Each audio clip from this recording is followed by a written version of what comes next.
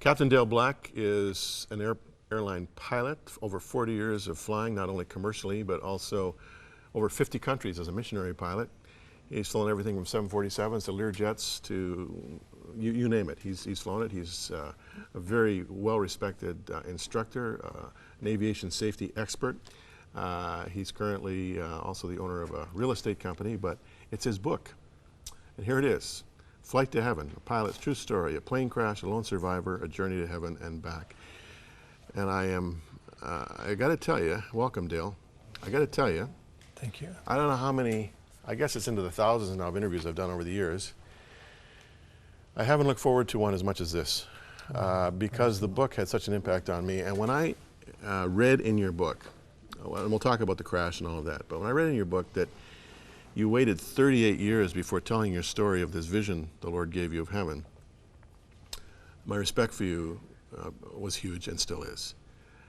Because there's all kinds of people out there trying to make hay and headlines with their stories of revelation.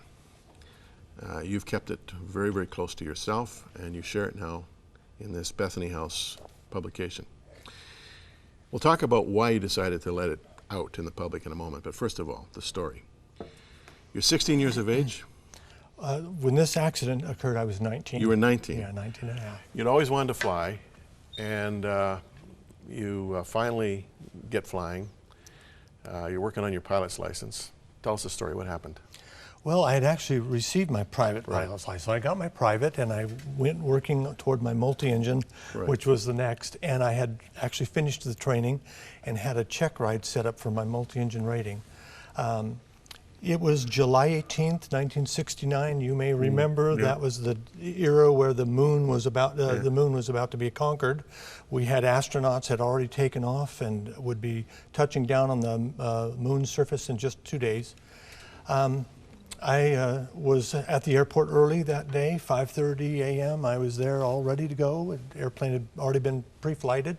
I had loaded the airplane, secured the cargo as I had been instructed to do, and I actually, Jim, started the engines up that day and warmed them up and went through what's called an engine run-up, where you're testing the systems.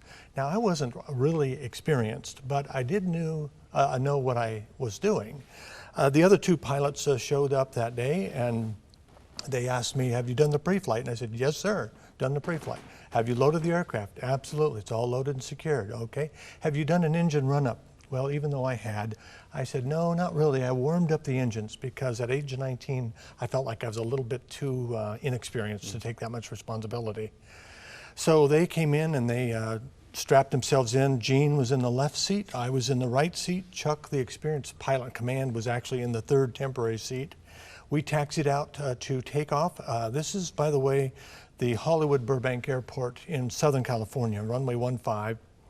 Just as we were getting ready to take the runway, and I mean 30 seconds before we took the runway, I noticed that Gene seemed a little abrupt on the flight controls that day.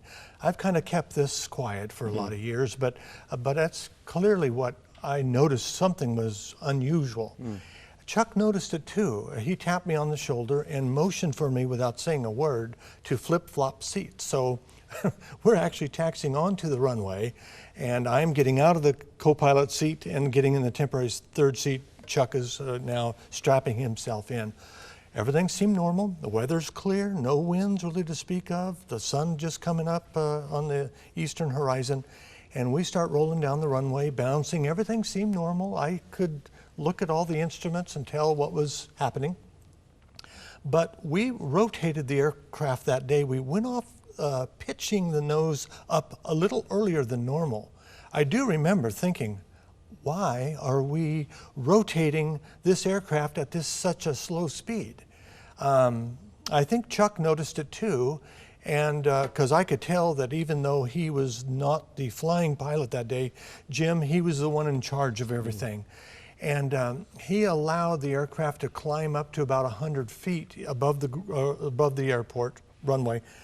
And then we began this pitching. I remember hearing the noise. The last thing I do remember was Chuck pointing with his left hand and kind of barking out the into the cockpit, and he said, let's land in that clear area over there.